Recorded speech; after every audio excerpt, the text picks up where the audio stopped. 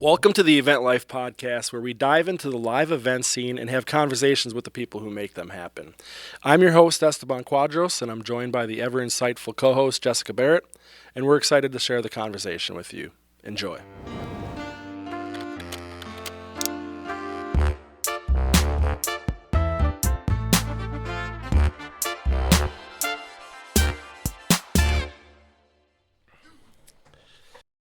All right, we're here tonight with Alex Knight. I should have not said Knight before I said Knight.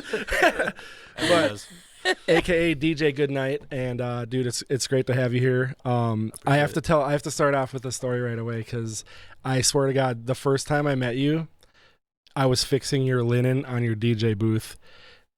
Isn't that funny? Kind of. It's like, yeah. I actually think I actually told you, I was like, if I had $1 for every DJ linen that I had to fix, I'd be like a millionaire. I mean, or like having to be like, can we put a linen down first? Can I just let me get in that there? too? That is funny. So I mentioned it already. Yeah, we've come a long way. But no, dude, it's good to have you on. Yeah, I just wanted to like start off, I guess, with like my first question was just like, how do you get into being a DJ? Yeah. Is that what Well, I feel like you need to preface with why you're wearing sunglasses. Oh, too. yeah. So this was a gift from our boy across the table, DJ Goodnight. I don't think you can see it in the camera, but Zoom in. We need that. yeah, this is his business card. So I'm going to rip these as long as I can because it's really dark in here right now. Yeah. So Asman is not hiding his like super bloodshot eyes because he's high right now. It's just I'm not baked, but I could be. We'll just leave But I that could at. be. Yeah. Anyways. Sorry, go ahead. Back No, to your yeah, question. just like I don't know, like where did you get involved in being a DJ? Like, did you see somebody doing it and you're like, "Fuck, that looks dope"? Or Yeah. I mean, growing up, I grew up in Duluth. Okay. A lot I of didn't people know know it, that like a about you. tourist city, big college town. But I was always had music, kind of in the background. My grandma raised me, and she was always, singing. She played piano. And my mom was like, huge music person too. So, introduced me like classic rock, 80s, old school hip hop. So it was always like growing up, I heard all this. And I was like, I just would like see DJs on TV. And I was like, that's cool. So my mom, I mean, it is, I'm sorry. So my mom came across some money, at one point when I was like young, like 12, 13, and got me some turntables. And then she also inherited a bunch of records. Oh, cool. So like of all genres, So your mom just like was like, "I'm gonna buy these for my son." Yeah, pretty much. That's pretty dope. Yeah. So I got How old was that? about like 12, 13. Okay, so pretty young. And yeah. because you mentioned college earlier, so I was like, I could see you getting into it, like in college. Like somebody's like, somebody needs a DJ, so we're partying, and it got to that's that. what progressed you, kind of. Yeah. But so I'd go to the record store, Electric Fetus, which is a big thing around Minneapolis. But they used to have one in Duluth. R.I.P. to that location. But I'd go in there like every week and just buy new records and try to soak different genres up, bring it home and kind of just mess around in my basement. Okay. And, So vinyl originally? Vinyl, yeah. And then Nice. also this was on the come up of like Napster and Oh, what was yeah. it, LimeWire. So I absolutely destroyed computers back in the day. But Viruses. I'd Yeah. make, I'd try to make my It was own. the Napster, sure. Yeah. Make my own beats, and then my friends would come over. We'd be like singing, rapping in the basement, and just kind of messing around with stuff. So that's kind of what kind of introduced me to DJing. And then I ended up moving to Minneapolis when I was about 19, and I started working at Event Center at the U of M, McNamara, which Oh, you did. Just yeah. there. Yeah, exactly. So it's kind of full circle. Hold on. What capacity though? Oh yeah, so I was working. I would set up events there before weddings and corporate stuff. Okay. So I'd set up like tables. I was like 19. This Yeah. was just a random job when I had when Yeah. I was So going like to school. facilities / like houseman, they call it some Yeah, places. yeah. Yeah. Yep. Exactly. But so I'd be setting up these events and then go home, and then you'd have to come and like tear down. But before you'd go there a little early and And you see the DJ ripping it at the killing dance it. time. And I'm like, why Yeah. am I not doing that? So the manager there at McNamara kind of linked me up with a bigger company that is known around town, and then I found them on Craigslist as well. So I'm like, all right, put two and two together, reached out to them, had an interview, and they kind of molded me into like Sure. more of a kind of a cleaner cut DJ, because I was doing a lot of shows back in Duluth and here, like in basement parties, where I was DJing and MCing and doing a lot of that. So that was kind of my I was just throwing my own events, and they were kind of successful. But and when you mention MCing, and I think that's like the biggest takeaway right there too, is like when you said they molded you. I really think like the MCing portion is the hardest portion. Yeah. Because, like, if you can't wrangle a crowd or you can't cue some shit up correctly or whatever. I've heard some hilarious things where, like, a DJ has called, like, the groom the wrong name. Like, Oof. you know, like, I've heard something like that happen at a wedding the other day where they asked the, like, father, it was supposed to be the father of the bride to come up and do a toast, and they said, like, the father of the groom, and, like, he was very offended. And I was like, it's okay. I was like, yeah, no, it's fun. So I think really, I actually made a note about it earlier because I was like, what kinds of things do I really want to talk about? And I honestly think the MCing portion is like I think there's a lot of DJs out there. And then it's like, I don't think there's a lot of good MCs that can like wrangle the crowd. And I think that's the difference between like when you're like, oh, this is a shit DJ or something versus like this dude knows what he's doing. Right. It's usually that I feel like that MC part, obviously, or like if he's squealing speakers or something like that, then you know too. But or just like pressing play on one and acting another song kind of thing. Yeah, some straight up high school shit. Yeah, yeah. Yeah, we don't like that.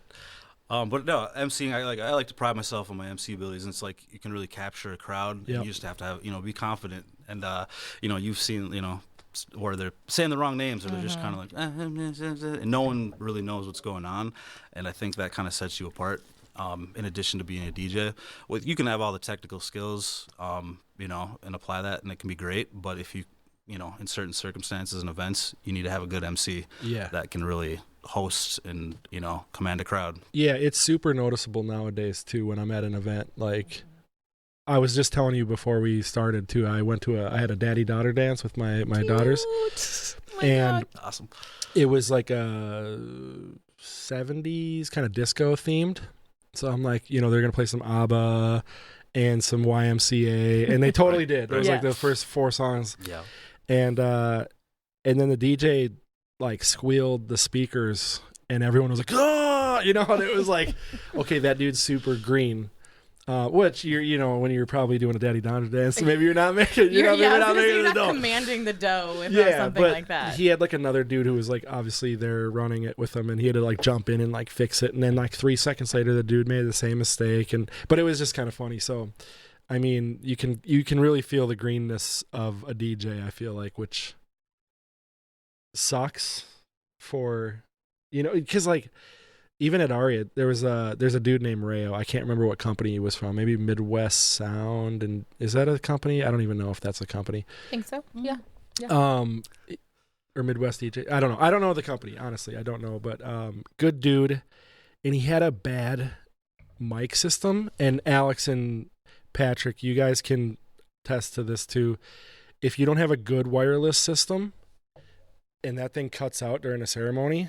Ooh, the worst. That is one of the worst. You don't get a do-over. Yeah, nope. You don't get that. There's no do-over. There's no do-over. You're like, and now that's the most important moment of your life so far. Totally down the fucking toilet. Totally down the toilet. Yep. And then if you're a videographer trying to record that audio and you just miss it all, and even if you got the audio but on the camera mic, it's still cutting in and out, and it's trash, and you lose all that. So it's like, holy crap, it's a big loss. That's a big loss. No bueno.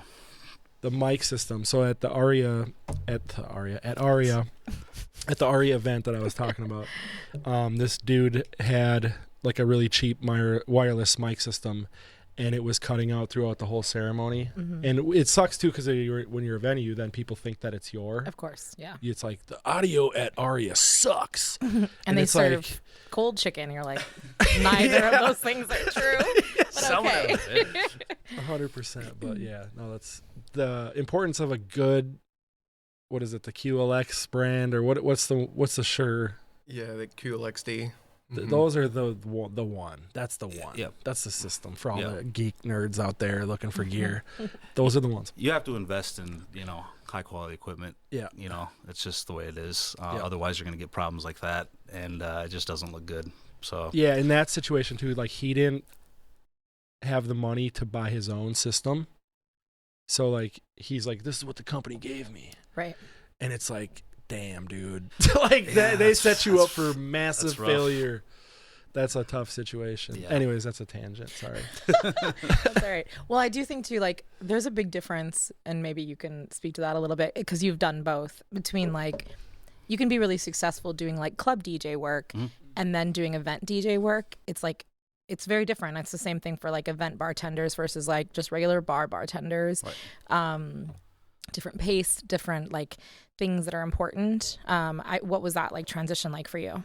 Yeah, I mean, when you're a club DJ, you kind of have people that want a certain genre. So it could be like EDM or they're hip hop or just like pop, you know. When you're at events, you know, a wedding, for instance, you have to be open format. You have to know all genres and decades and be able to switch on the fly. And, you know, it's always twists and turns, but you got to be adaptable. And some DJs are like, no, I won't play that. And I'm like, that's when ego comes into play, and it's just like I feel like you have to check that at the door. It's not about you; it's about your audience and about your crowd, and you have to really play to them and the people that are paying you money and there for their big day. You know, you're gonna play their music. You're not just gonna play what you like. And yeah, that's the ego thing is really interesting. I do think that that's a funny component because it can be like there's a lot of things in our industry that can be like borderline. This is like funny. It feels funny to even say like. Because we're in Minnesota, it's like nobody here's really a celebrity. Let's be real. But there's some people who feel like they feel a little above that kind of thing sometimes. And it was like a sound guy for like a band one time, and it was in a space where like we had to be really careful about our like low end bass. And I was like, okay, like I really need you to like limit that and keep it under this and blah blah blah. And he's like, well, I'll do my best, but I'm not going to sacrifice my integrity. And I was like, sir, we are both working a wedding on a Friday night. I don't think either of us has that much integrity to stand on anymore. Like when it comes to that, like this isn't a stadium show. Like, come on. Okay, Hollywood. Yeah. Yeah. And so I think that ego stuff, being able to put that aside, like in those moments and be like, we're just like a cog in a machine here and not like, I'm not here to put on a show. For sure. Which is very different when you go to a club. Like, obviously people are there to socialize, they're there to dance, but like it's your show. Yep. Yeah. Yeah. Do you miss that? Like, I like to throw them in every once in a while, but weddings and just kind of corporate events, and I've been doing a lot of fashion shows and or brewery stuff, which is just like different vibes, and I kind of enjoy it. But I like to switch it up. You know, you seem to love the sporting stuff too. You do like some Vikings shows. That is a great time. Not gonna lie. Tell me more about it. Yeah. Tell us all more about it. Yeah. No, it kind of wait outside. It was pretty random. I moved back to Minnesota. Well, I'll kind of go back. I was working on a cruise ship for a while as a DJ. Wait, so you were at McNamara. Sorry, we did get off Mac. Yeah. So I was at McNamara. I started doing weddings for an awesome company around here in the Twin Cities. First year, just kind of learning the ropes about weddings, because growing up, I never really went to a lot of weddings. Maybe 1, 2, 3, and I never really stayed for the reception. Totally. So I didn't really. I didn't know much about the wedding. My parents were like, "We're leaving that dude at home." That's so funny to me. 'Cause I met a few people who were like, "This is the first wedding I've ever been to, like as adults," and I'm like, I think I'd been to like 40 weddings before I turned 15. Like I have a huge family. Like I have like 80 cousins. I was the one. Yeah. So it was same. So so I didn't really know what weddings were all about until I just saw the parties at the end. I'm like, that looks like a lot of fun. Yeah. So I kind of learned the ropes, and then got a few weddings under my belt. But then I started to really kind of flourish, I felt like. And the second year I did like 50 weddings. Whoa, and that's a lot. Yeah, and then I just kind of like, this is what I'm doing now. I was done with college, and then I was like, all right, I'm a wedding DJ now, I guess. You're young, you have the energy to do 2 in a row. I thought I was just maybe throw it in here and there. But then, in the next few years, I just started. That's all. Every weekend, you'd see me at a different place, and I really fell in love with it. But then it came to a point, and after a few years, I'm like, what else is out there? because I'm just DJing weddings in the Midwest, and but I'm like, I feel like I don't know. I just want to see what else is out there. So you don't want to sacrifice your integrity. I don't know. And so this guy, I was training him in a new DJ, and he was telling me about cruise ships, and I was like. He was like a bass player or something on a cruise ship band. And I was like, okay, that seems interesting. And he was just telling me about all these like countries he's been to and all these like kind of wild stories, just chatting with him at dinner at a wedding. Heck yeah. I was like, okay, that sounds fun. So then I'm like, how did you get on? And then I looked up like a few agencies, and then finally this lady from Canada just hit me up, and she's like, hey, we're interested in doing an interview. So we had an interview, and it went well. And then she was like, okay, we'll be in contact when we find an opening, because it's kind of how it works. I didn't hear from her for a month, and I was like, I was kind of discouraged. And then I would email her. I emailed her, and I didn't want to seem too like needy or something. But I'm like, you just kind of dangled like, okay, this is a golden opportunity. And she finally got back to me a few weeks later, and she was like, hey, sorry, I just got back from vacation. Of course, yeah, sure. Like, it was the middle of winter in Minnesota. Their DJ just quit. Yeah, there wasn't a lot of, you know how it is in the winter. It slows down in Minnesota. So it was like February, and I'm just like, I need to get out of here. Yeah. And she's like, if you can pack your bags in a week, we can send you to Singapore. And I was I'll like, be like, peace out. And I was like, where's Singapore again? No. You're so, like, let me pull out the globe. So I was like, I knew it was like Asia, but like, Southeast Asia. So I'm like, yeah. So I literally sold all my stuff, gave it away, and packed my bags, and then you thought you were going forever. Yeah, for real. You were like, I'm living but in Singapore. But he was right out of college. He probably had like he was 4 just on things. a boat for a month. I mean, I didn't have much. I mean, he had like an ottoman and like a TV, right? It wasn't, that's true. That's yeah, true, exactly. So one set of sheets. Yeah. Sold this boom box. And, Right. Pretty much all my DJ stuff, and everything was gone. But they got me a ticket, and I flew out to Singapore. And this is like, got there, and I've never traveled a lot growing up, so it was like, bam, I'm in a whole different part of the world. So I got there, and just with my suitcase, and then I got on the ship, and they didn't tell me much about like what was gonna happen on the ship. And in my mind, I saw them on like commercials on TV, and it was like Caribbean cruise, and it's a booze cruise, and everyone's partying. I got there, and like immediately they brought me to the club, and I looked around. Everyone had white hair. Oh, it was like an old. It was we called it the geriatric cruise. Yeah. And I was like, oh god. It was like senior citizens. Oh, big time. Love that for you. But Yes. so in my mind, I'm So you're cool like, DJ fuck in the yeah, club. dude, footloose. Oh, every night. Oh my god. So I got there, and I really had to switch the day I got there, and because they didn't tell me, and I was like, oh my god. They would have Motown night, which I like. I mean, I like that. That sounds like I that actually does love sound good, those two. I think it was like 2015. The newest song was like Bruno Mars, but that was Sure. even too like. That was edgy. Oh, that was a little. That was like a 10:45 kind of. Yeah. Wow. But it I was went like to bed earlier than that. the 7-day cruise. I would do the same sets every night, pretty much, and they had like ABBA night, like Yeah. and then that was like a cult following of people, and that would be the most like turned up in the club was just, Wow. and for ABBA, and it was all these like old British ladies just Dancing going. Queen. I played it 3 times in one night, and I was just Amazing. but I would have to actually do kind this of love a this. loop, so it kind of like the job itself was not the great. It was just kind of sucked your creative soul because it was just very monotonous, and anytime you try to deviate, it just wouldn't work, and then you'd hear it from they're like, "You're rubbish. You're just rubbish," and I was like, Some old I British guess. people or Yeah. something. Yeah.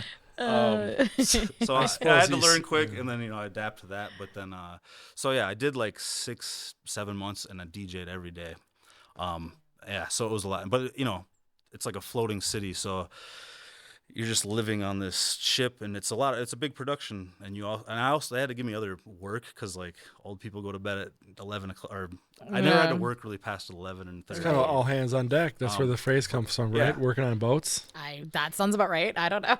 Yeah. I'm about good as boat analogies as I'm at sport analogy. Can we get a fact check on that?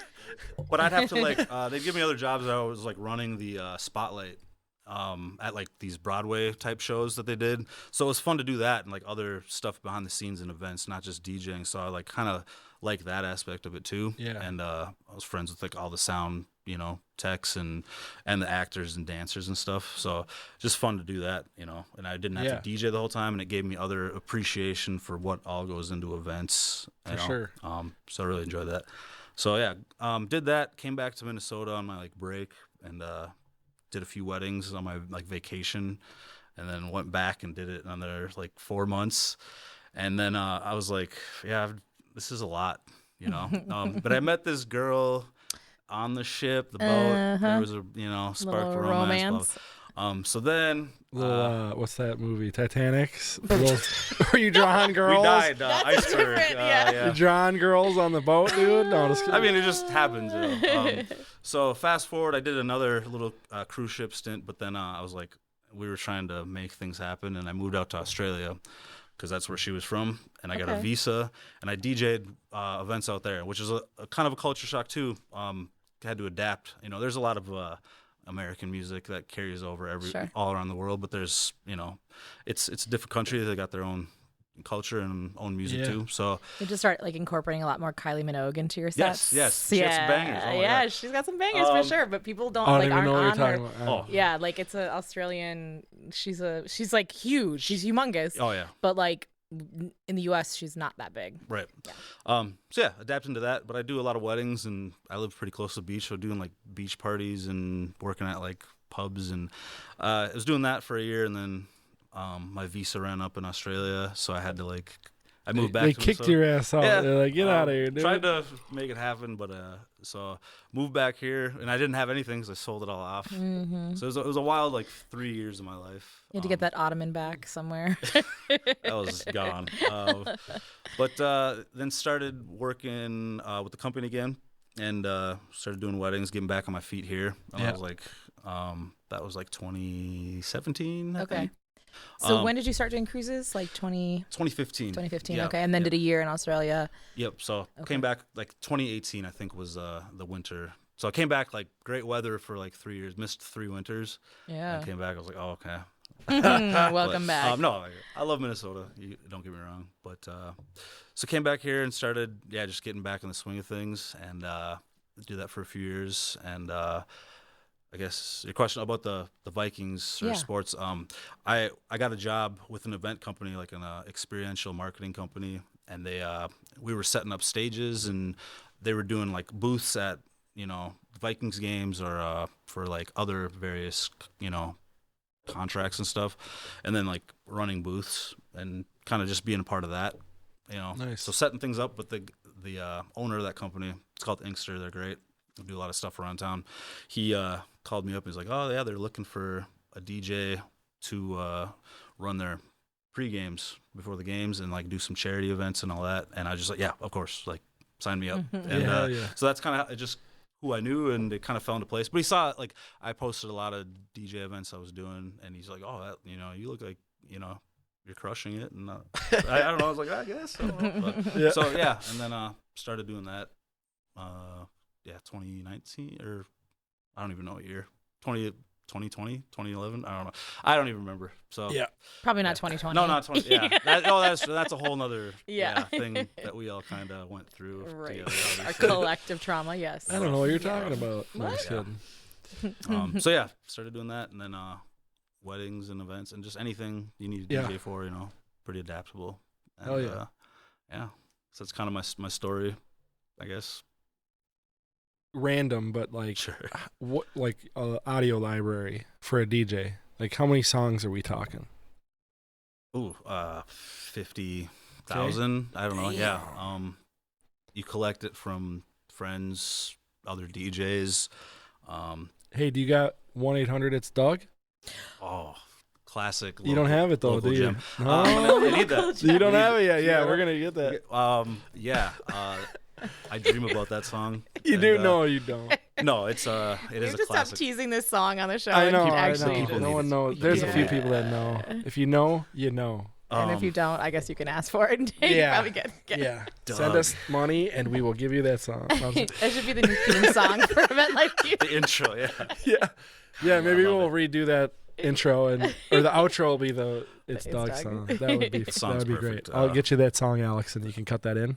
All right. Okay. But so $50K, and then roughly, I guess, I don't know. I don't even. And then, do you accumulate this on your own, or is this like if you work for like a company, do they provide you all that? Yeah, I mean, definitely got a lot from them, but also on my own. So they give you like a drive, and then you're just like, I'm gonna rip this shit, so I can have it too. Oh God, yeah. I'm so sorry. I might plead the fifth on that. I don't know. Yeah. No, I mean, yeah. You collect music. 100%. And then from other places, and then DJ pools. You buy into this DJ pool, and they give you a lot of like remixes and reworks I don't know of anything songs. about that. Yeah, for DJs, there's a bunch of them, but they'll give you all the new. Promo only. There's one of them that's kind of a popular one, but there's a bunch of them, and they just give you different remixes or just a straight up song. But get it from there, and then a lot of my friends are DJs, so we'll trade music. And when I was on the cruise ship, I traded a lot of music. There was a lot of Filipinos and Indians, and so I get a lot of international music, and so I have that, and I like having that too because some of my wedding couples, for instance. Like an Indian wedding or something. So I have that too. And people are like, oh, how do you know this? I'm like, well, I spent some time and, I'm going to do my research and, so that's helped. So get it from everywhere. And most of it's legal. I don't know. So, and then music videos too. I like spinning those. Those are fun. Nice. So I don't know if you've seen that. So you have a screen behind you or somewhere? I love those. We could put that, and it's fun to see if you're at like a a VJ sort bar. of thing. Yeah, it's a lot of fun. We all grew up in the age of MTV, and I used to wake up in the morning before school and just watch videos. Yeah, back when you used to be able to watch videos on MTV and VH1. It's not just what's Rob Dyrdek, that show or whatever. What is that? You know what I'm talking. I'm so behind ridiculousness. Yeah, ridiculous. Yeah, 24/7. It's that or something. But yeah, so I do kind of miss that, and it's kind of a nostalgic thing. I mean, there are still good music videos coming out, YouTube and all that, but that's kind of fun to incorporate with certain events as well. I do love VJ stuff. I have a question, and maybe this is like dangerous territory to ask, but let's get messy. As a DJ, do you have a license? Do you have to have licensing with like BMI and ASCAP and stuff like that? Not that I know. Mostly that's a venue thing. It is a venue. It's the establishment. That's all I've heard. So I mean, all I know is I have insurance. But for that, it's just to play in venues. From what I know, that's a venue thing. But you might know more than I do about that. And as a venue, have you ever paid for BMI and ASCAP? No, I am a member of ASCAP though. But as a venue, you've never paid for it? No, okay. But I've also never even really, honestly, until now, have thought about it. I have thought about it back in the day, like at Ari and stuff. I thought about it, and I don't think anyone was ever paying that. No, I don't know. Yeah, so at Aria, I like negotiated with them there because we didn't own the equipment. So I was like, well, we're not responsible. We don't own the equipment. But then you guys are like, well, that's a venue. I don't know. I just think it's interesting. Yeah. I don't think there's necessarily that's really good. Like, I don't know what the right answer is for this. Sure. I don't think anyone does, It's very vague. And I've heard different stories. I don't know. I get most of my music off legit site. I'm not ripping off like YouTube. Right. That is definitely illegal, and to play that or just, so. And I think if you're buying it from legitimate like sites, I do think that should cover it in some way. I don't know. Usually if you're buying something, and I do this with video editing, if you're buying something, they come with a license that's kind of like, it's kind of attached to the music. It's like metadata that's already involved. Sure. So that's why when it comes to certain certain videos I post and everything, I don't get flagged because in the metadata, it's already showing that. That you have the rights to use it. Yeah, exactly. Okay. Interesting. So like maybe that's, well, I guess I have no idea. Like when sometimes like a song will be on Instagram or some other platform, and then suddenly it's like, I had a video or a reel that I put up on Instagram, and like all of a sudden one day they were like, the music has been removed or whatever. And yeah, so I just think it's interesting because I've had to negotiate with BMI and ASCAP a few times. Because performances too. So I just did a quick thing. Music performances are covered by copyright in the same way as anything else. The Performing Rights Society looks after licensing of music, and most venues which play music will have a license which covers anyone performing at their venue. But if the venue's not playing the music. We need a lawyer. No, we need to not know the answer to this. I would actually rather not know the answer to this, but I had to pose it as a hypothetical because I'm just curious because I feel like the ambiguity can work in both our favors. Right. This is kind of along the lines of that last conversation. Sorry, my words are all effed up, but where we were talking about how the city, the liquor license stuff. It's like it's a little bit convoluted. Right. Like who's doing this piece, and then it's like if you do it wrong, then you're getting sued or whatever. Right. Whatever. No, it's like doing your taxes. Like if they won't tell you the answer, you can't find it out anywhere. But if you do it wrong, you're going to go to jail. Yeah. Yeah. And I mean, I think that, in the event of like a dispute, like the contract writer is always the most responsible party. And so like BMI and ASCAP are at the end of the day like the most responsible party in this. And so if I can make a solid argument that I shouldn't have to be the bearer of this licensing because of XYZ, then like that's on them.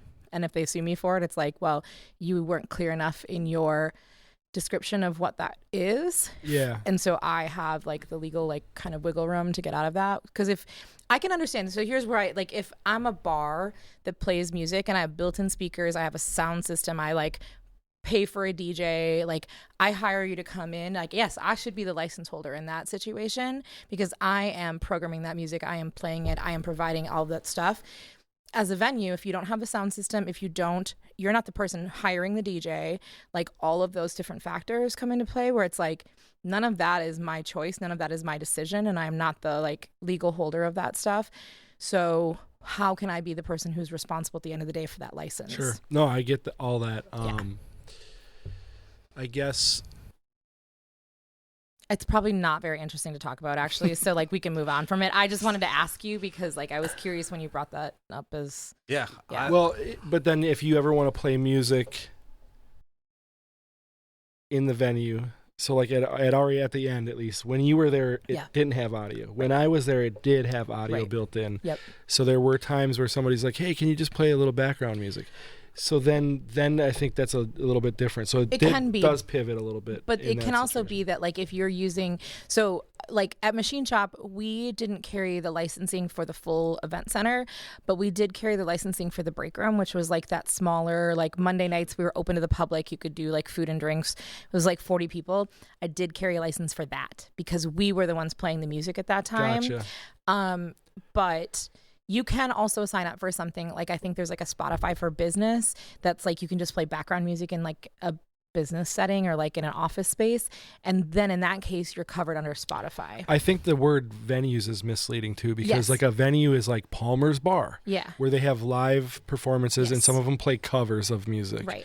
Then you need that license. Yeah. I think for a venue where all the vendors are coming in and it's like up to you to bring it, then I think it's a little different. It's a little too like vague, and it's vague in a way that is good in some ways, that it's confusing, but it can also work in your favor if you can have a kind of a way to explain why you don't need to do that thing. So yeah, anyways, it's not that exciting, but it is an interesting thing to think about. Yeah.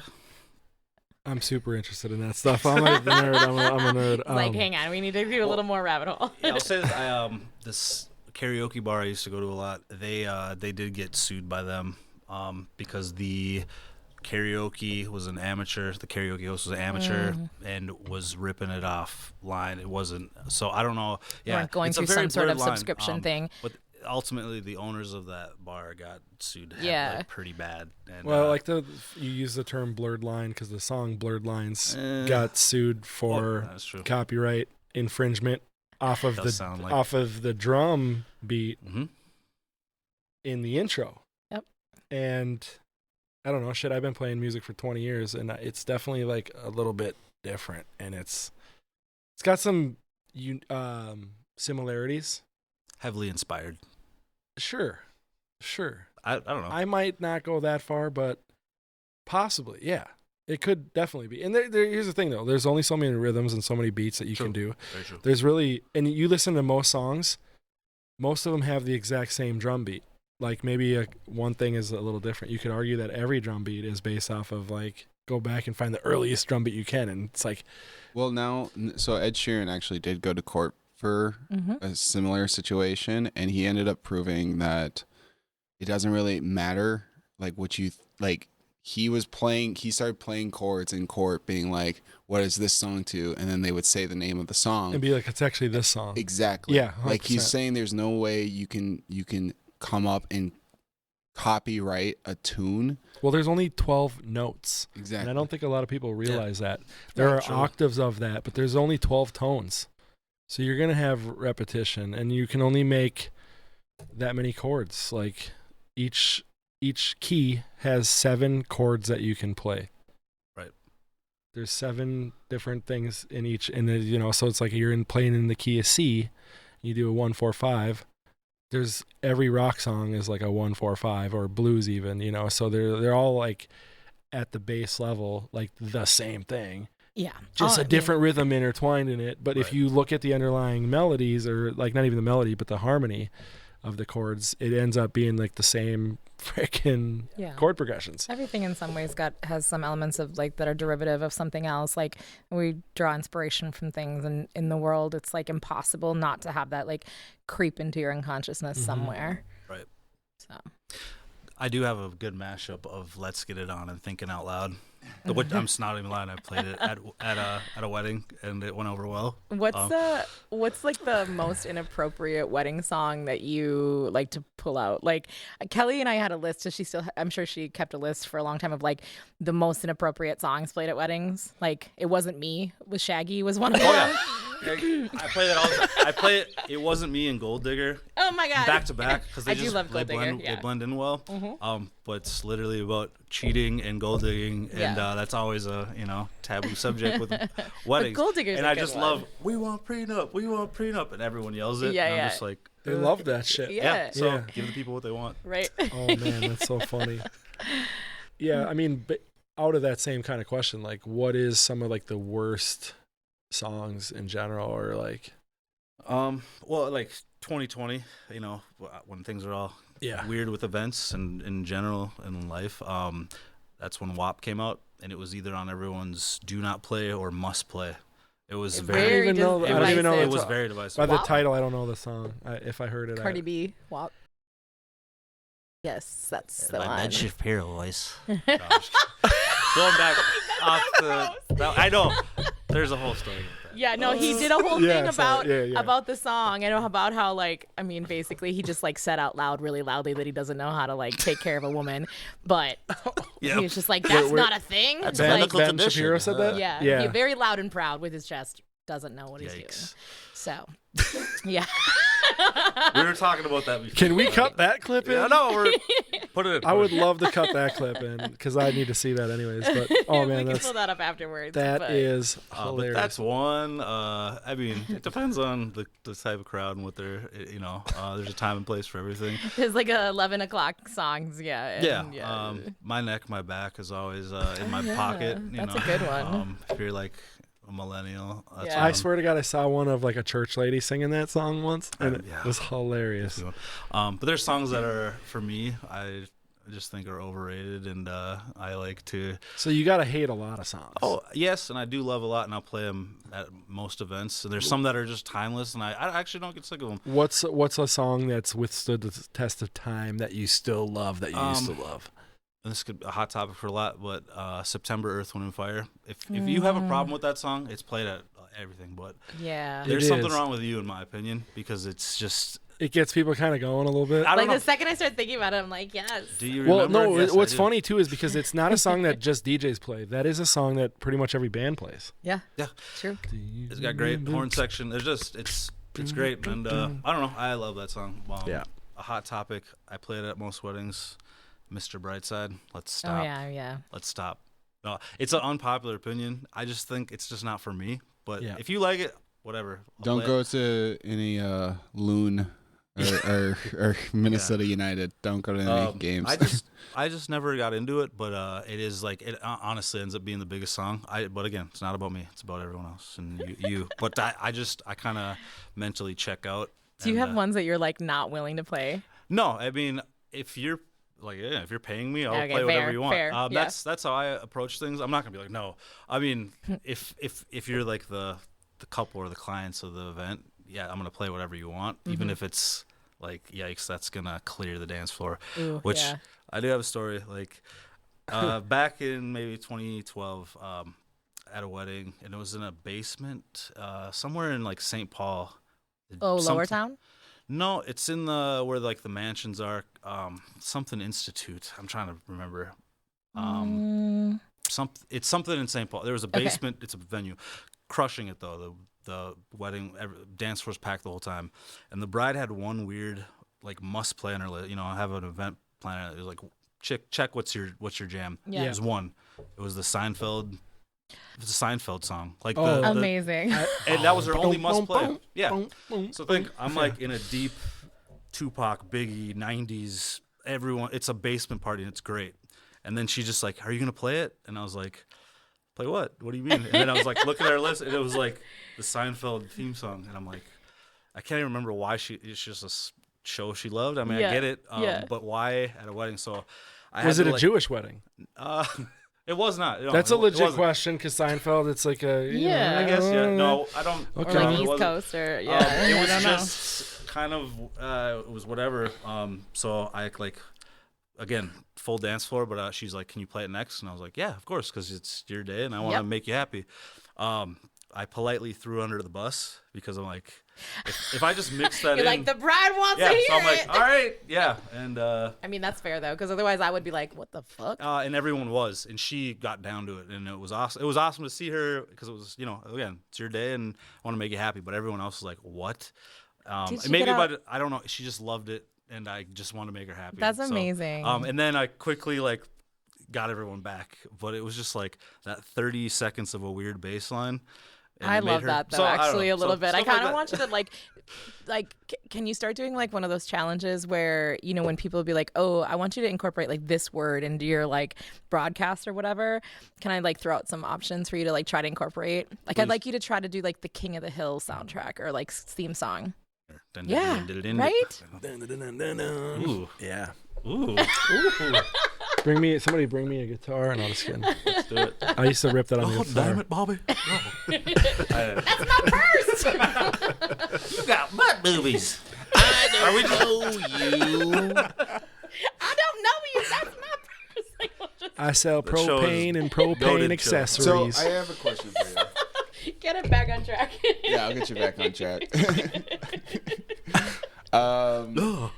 So, especially with this last week, we all, not all of us, but a good chunk of us, specifically people in the music genre or into music, know that Kendrick and Drake have been having a huge beef lately. And a big thing has been that Drake has been the guy who has the hits, the guy who has the bops that go into clubs and everything. But then Kendrick just came out with one. Have you had any experience within the past week or anything like that with that in the clubs, that song specifically? I haven't been in the clubs. I'm a father. And,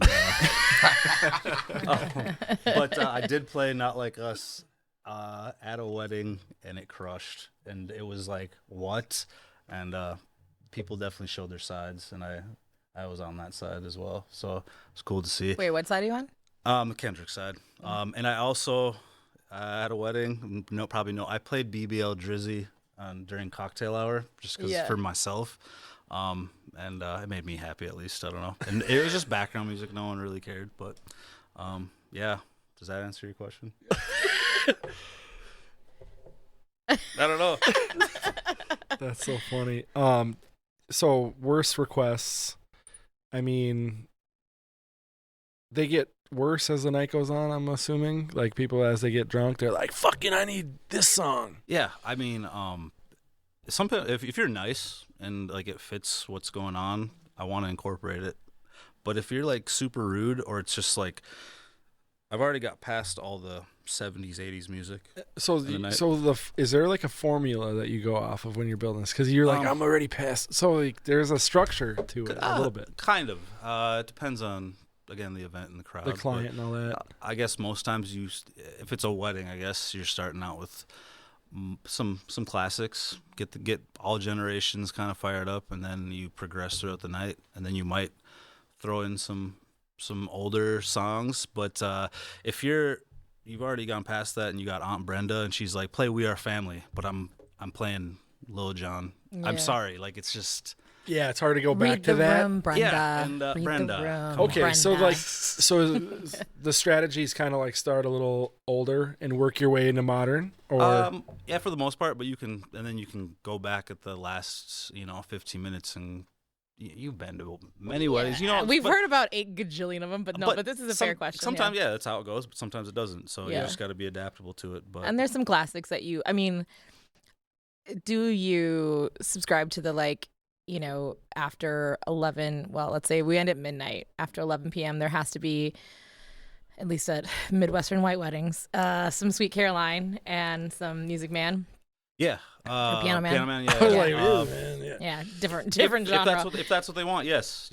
But some people put that as do not play, and I respect that as well. And am I over those songs? Yes. But if that's what you want, I'm all for it. Have you ever played a do not play song? Absolutely not. No. If it says do not play, I've been bribed $100 to play. They knew it was on you there. took the money, but you just still didn't play. No, I didn't play. No. It's hard. But I was like, I show them the list. I'm like, hey, I can't do that. I don't even know who you are. You're just a guy they went to you didn't pay college me. with. Yeah, You're just an uncle with a mullet, dude. So you're just their friend Kevin from college that they kind of hate. Exactly. Yeah. And this is why. This is why right here. So you got to respect. Ultimately the people that are throwing the event. I think that's just paying me. your bills. Yeah, exactly. Yeah. So that's kind of my philosophy on that. Nice. It's hard though. I mean, if someone's throwing money at you, it's like, it's like, I want that I'll money, take that. I'll get it in the next set. But then sometimes people do. They're just random. It's not a do not play, and they'll just bribe you right away, $20, and I'm like, that's if I play that, I'm sorry, my man, but that's gonna clear the dance floor. And he's like, no, you need to play it. And I was like, all right, but if I play it, and it's clears, I have to switch out. And do I still keep this $20? Do I want to do it? And I've been in that situation where it's been great and then bad, and then they get kind of abrasive about it. And I'm like, did you see just what happened? It was just you, right? And so it's kind of a tricky situation sometimes, I guess. But turns out not everybody wants to listen to Korn right now. Sorry. This episode is sponsored by IMAV, an innovative and leading audiovisual company based in the Twin Cities. If you're looking to elevate your next event, all you have to do is reach out to the team at IMAV. They'll put together a package that not only fits your budget, but takes your event to the next level. IMAV strives to not only be a resource, but an asset to the success of your event. Whether you need video, audio, or lighting, the professionals at IMAV can execute and run your meeting or event flawlessly. Their team is a dream to work with and always deliver a final product that leaves guests blown away. Find them online at imav.pro. Use promo code EVENTLIFE when you contact them to receive 30% off all equipment rentals for your first event. Again, go to imav.pro to lock in the best audiovisual vendor for your next event. So outside of weddings, what other places do you play at around town? Where other places can people, if outside of more private events too, like the Vikings and stuff like that, but publicly, where do you play? Recently did a fashion show at the Luminaire, which nice. I had a great time there. Was it part of Fashion Week? Yeah, it was. Cool. It was awesome. They reached out to me, and it was geared towards male mental health awareness. Cool. Who's thrown it. So it was a lot of fun, and provided the music, and it was nothing but good vibes there. So I did that recently. Booch, which is one of my favorite venues. They're definitely up and coming, and it's a hard kombucha seltzer, not a brewery, but a distillery. Just fermentary. Fermentary. A butchery. Let's call it a butchery. They're awesome. I did a birthday show, and I had a bunch of my DJ friends show up, and I had a 360 booth there. And then was it your birthday? It was my birthday. I missed that invite, bro. I threw it on a lot of the socials, and it is what it is. It was back in November last year. Okay. But they're awesome. They have just a sweet space in Northeast Minneapolis. Yeah, the old Able Brewing space, which is awesome. So Cassian and I worked with them a little bit, just on when they were before they got started on how they could do events in the space and talking about some of the logistics of that, and we just helped them a tiny bit. But I loved working with them. I think they're great. Veteran owned, which I think is awesome. Mm-hmm. Cool. I didn't know that. Yeah. So. And Mason, who used to work with me at Machine Shop, is also one of the operators. I'm not sure if he's an owner or operator, also a veteran. Yep. Who do you know over there? I know Mason. Okay. We got Nick. We got bartender Adrian, and he's kind of the GM. Yeah. I know him from another bar, Okay. so he carried over there. And there's 2 other owners there as well. So yeah, they've been nothing but awesome. They're great. You know? We actually have some of their THC seltzer here. So if you need a little sleepy time tea afterwards, we got you. Oh yeah, of course. They have just a bunch of good stuff there, and just the space in general. Just I don't know. I like the graffiti murals, and then the coolest bathroom I've ever been in my life. I don't know. Really? If you know, you know, or you have to know. You Go should to that find out. But definitely, I'm definitely very a place close. worth checking out. I'm at Quincy a lot. Quincy Oh yeah, Hall. it's right there. It's right there. It's Quincy's at the end. awesome too. Yeah. We should have a work meeting over there one of these days. Yeah. I'll meet you there. Yeah, just walk 100%. in, say, hey, I'm here to see the bathroom. I'm here to pee. I'll be like, I really have to pee. Can we take a break?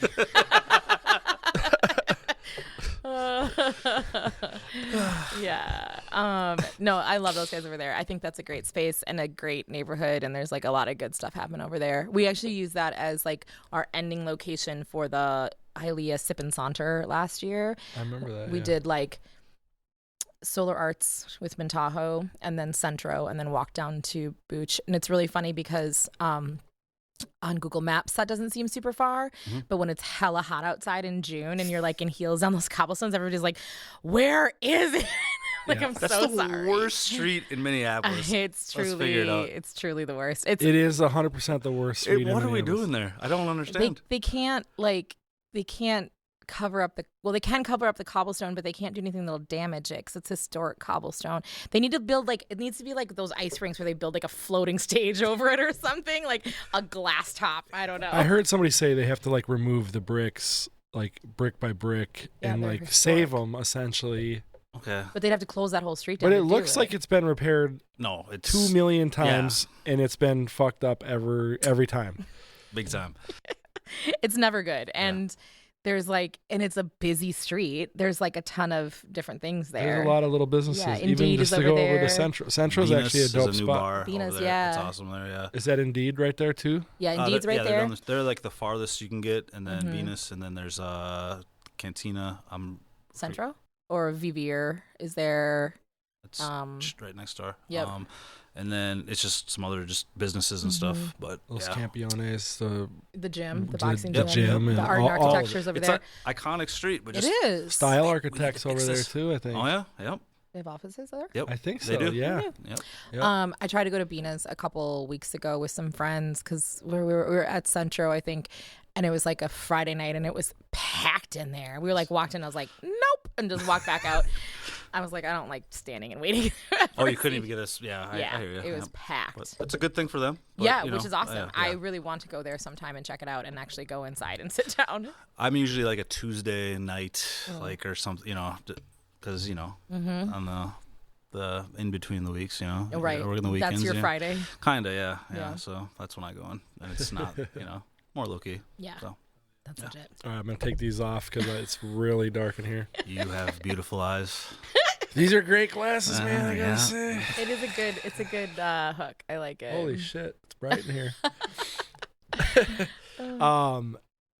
I really wanted to ask you too, like, because I was like in like, what was like your biggest fail? Like, I feel like we all hold on to those stories, but like, I want to know like those DJ moments where like I was talking earlier, like at Aria, the dude screwed up the mic or something, or like you called somebody by the wrong name. Like, what's yours? Like the one that you're like in bed at 11:30 at night, and you're like, God damn it. Yeah, there's a few, and if There's a few. I like that. if you're saying there's not, I if you're a know, DJ, right? There is, and you're just not being truthful. Or you're not a self-aware human being. Yeah, exactly. If you're not still thinking about the dumb thing you said in middle school, Yeah. what the fuck are you even doing with your Right. life? This one comes to mind. I met this bride, saw me at another wedding, and it was so fun, good crowd, everything was great, full dance floor, blah blah blah. So she reached out to me, and I did her wedding, and for the life of me, I could not get people on the dance floor. Like it just wouldn't happen all night. And like I was throwing out things from left field, every genre, everything, and I couldn't. It wasn't a crowd. It was just her and like her bridesmaids, and they were awesome. But I could not get. The groom told me, he's like, I'll dance to one song all night. He was out smoking cigarettes and. Was it Korn? No, oddly enough, he was like a punk rocker dude, but it was Madonna. I just, and this is something that sticks in my mind. I felt so bad, Yeah, I wouldn't and I forget just that. could not. And it was like 3 hours of like 3 people on the dance floor, and it just happened to be like I just didn't know what. Like I did everything I could, and it just wasn't the crowd, and I just really felt bad because she saw a really fun atmosphere one time, and I just couldn't get it going. And the end of the night, like it was just I was literally playing background music for people sitting on a table. And I just like, I can't believe I'm just behind this. I feel bad for her. Yeah. She just had something in her mind, like everyone would be dancing, and I really couldn't. And that's just, That's a testament, though, of that the group makes it. There's variables. Like sure. you can have an X factor. you can almost kind of, not that you can have like a super shitty DJ and like still have a great event. Like you probably could, but like it's a combination, right? So it's like you can have a crowd that loves dancing.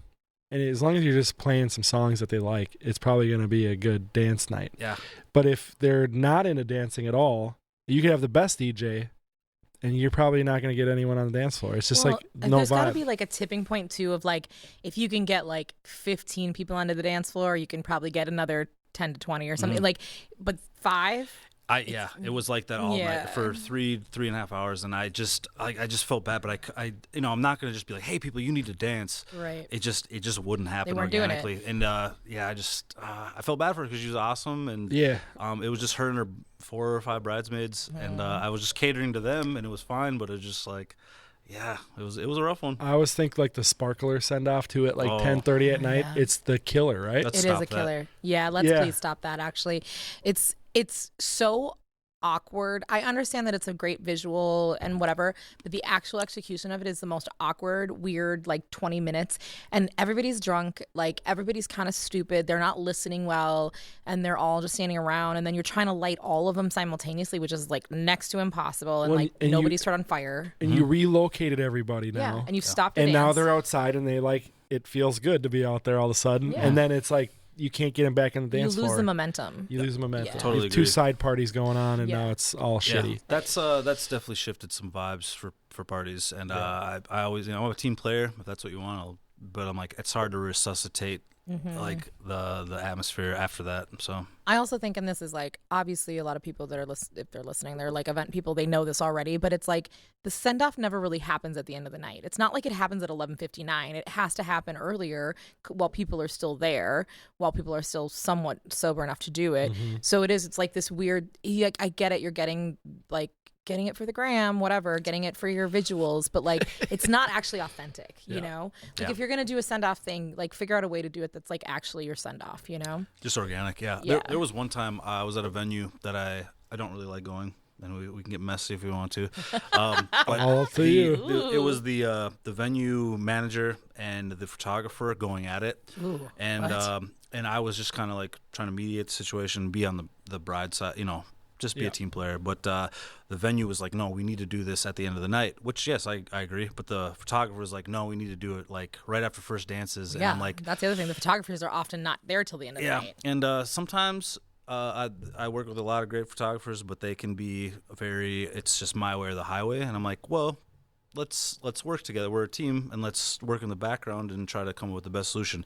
I was like, hey, if you want this photo, let's do it before first dances and do it during cake, because it was dark out. I think it was like it was the like October. So sun's already set, and let's do it before first dances. And if you want to get people out there, you can get that photo and whatever. It's not organic, but if that's really what you But want. at least you're not losing that momentum. You're right. But they were like literally like yelling, and I was just like, this is weird. And the bride's right there. And I was just trying to be like, There's hey, nothing that we do that is wild. important enough to scream about. Yeah. in my opinion. It was wild, and I've worked at this venue a few times, and I won't probably go there. Pin that Tell for us later, after. though. Tell us yeah, after. later Yeah. on. As soon as this ends. Wait, Minneapolis or St. Paul? It was on the east side. We'll say that. Okay. It was on the east side. Okay. I might already know. They don't let you use their elevators, and it's like that's a whole other thing. Yeah, that narrows it down. I do be That carrying really narrows it down. You said too much. But it was like, let's stop fighting. Like, We don't wanna get sued here, let's get but weird. Yeah, no, I'm kidding. But I'm kidding. I don't know. So I was like, let's just do this and make everyone happy, and then get on with our day and make the bride and groom happy, which is what our goal is. Right. It should be. And, We're all just tiny all cogs have in a this- machine. Same so I was goal, just yep. like, hey, let's do this and like. Let's calm down. The temp so down a little you bit you here. just get that, and it's like some people just trying to control and be controlling. But I was like, Everything. hey, we're a team, but it's not always like that.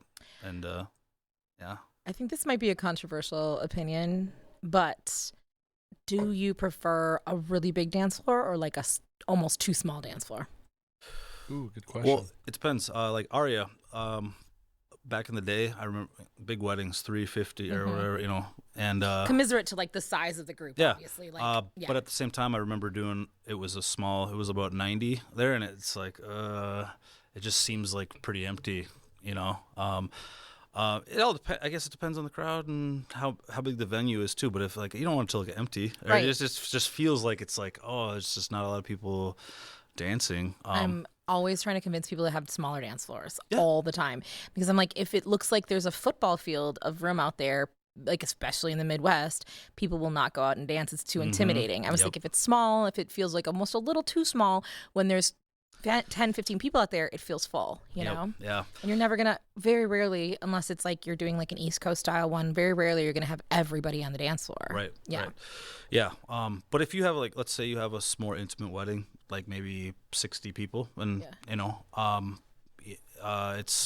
think it's fine, and it's sometimes it's nice to have that more intimate thing, and everyone kind of really, really knows each other, and they're all gonna kind of engage and be on the dance floor. Then it's fun. But sometimes there's like those 300-400 people wedding, and not everyone knows each other, and they're just like, I don't even know I was invited here. That might be another controversial topic. I don't know. Yeah.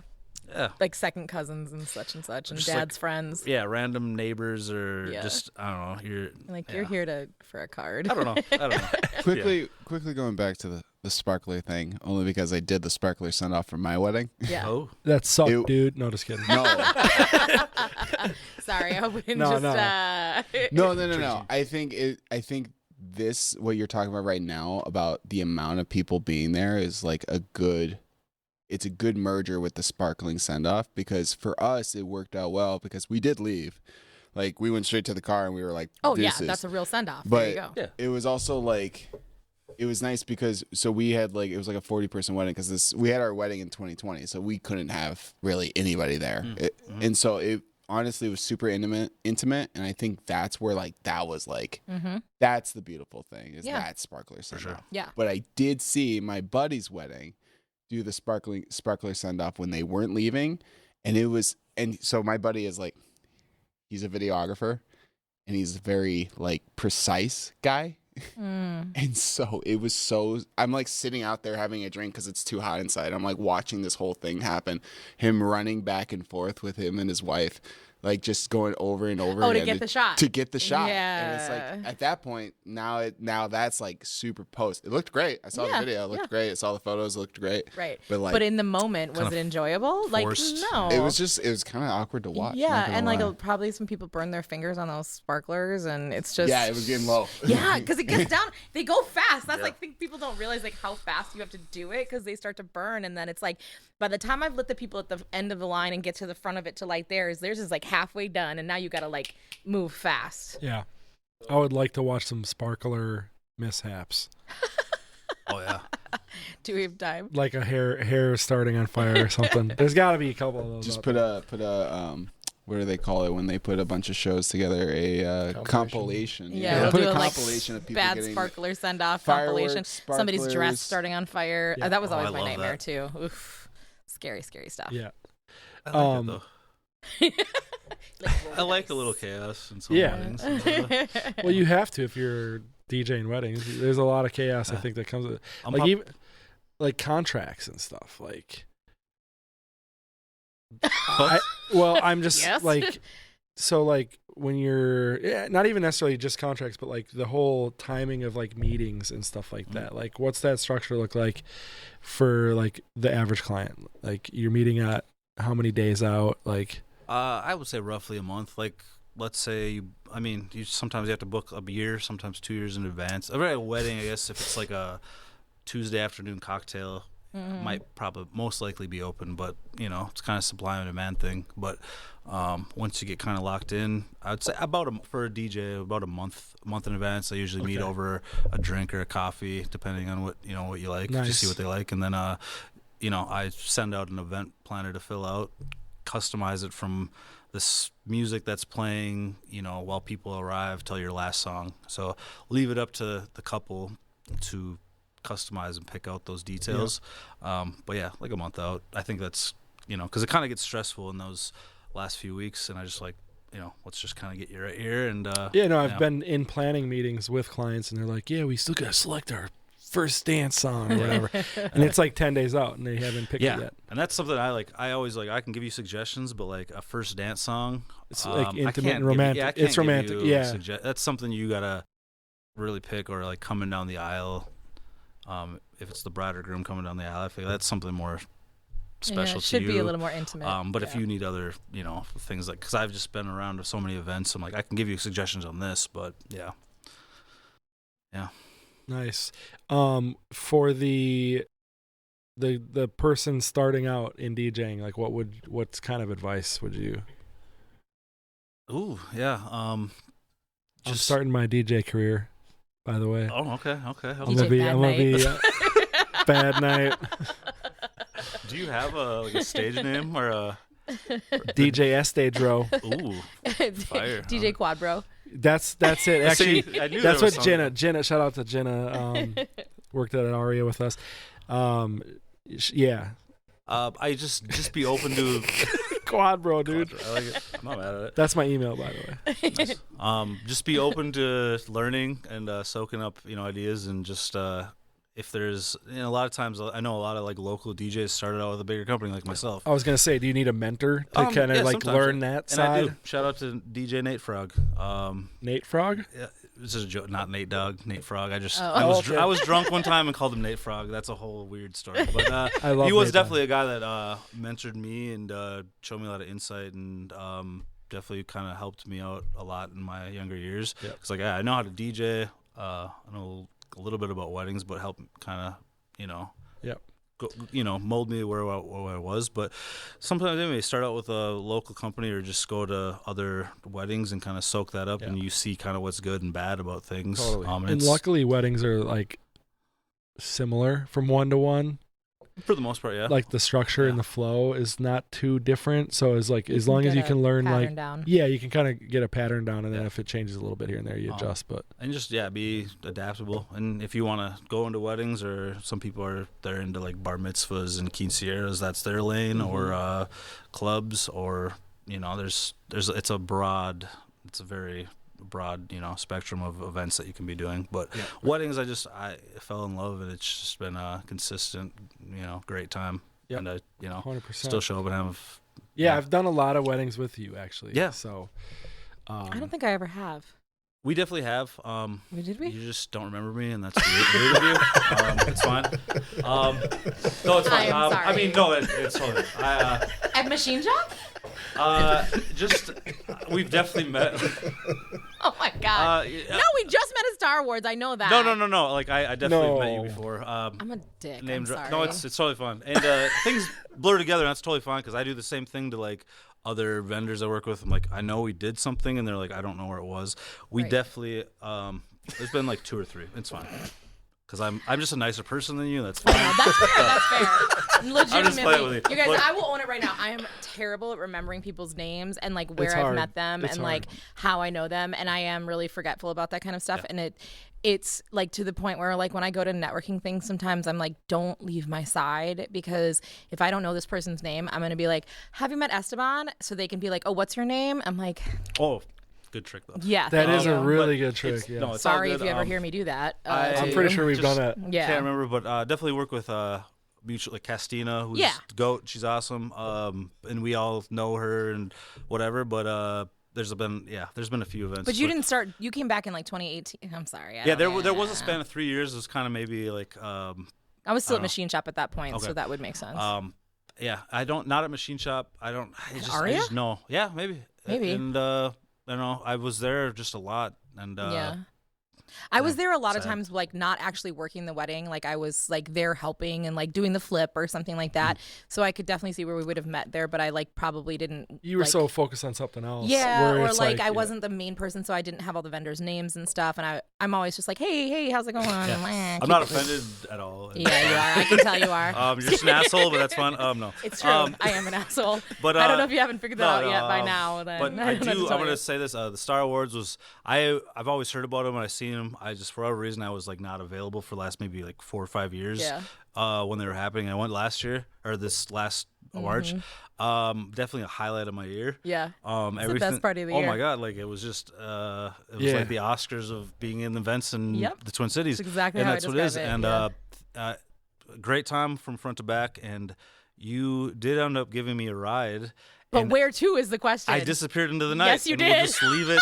I wasn't going to bring it up, but I was like, I'm glad to know you were alive. Literally, I was about to get on the highway, and he was like, I'm going to go. And I was like, I don't think that's a good idea. And he's like, no, I'm good. And just gets out and goes. And that's how you know me. What? Kind of. Like, that's how you kind of remember me. And you're like, oh, we're having this guy on the show. You gave him a ride home, and then... Oh, I gave him a ride. David Anderson. Hold on. And then along the way, you just like, were like, I'm good here. Well, she was about to hit the highway. I was in Northeast Minneapolis. And when you get on like 35, I think, I was like, this is going to be not good for me because I knew where my destination was. But in you my mind. Didn't tell me where it was. I just was in the zone, and that's a whole different thing. But I appreciate the ride, and I don't know if you should because I like literally. No, I needed that walk home. Okay, good. I will say that, and it wasn't home, but I needed to be there, and.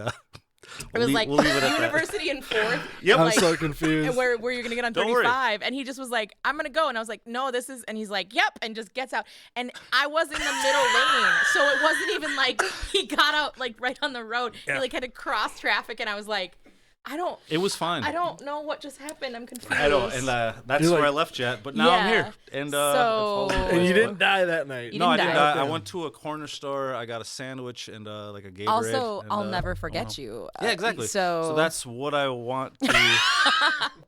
That's why I have these like weird sunglasses that you were wearing the whole time. Were you wearing these that night?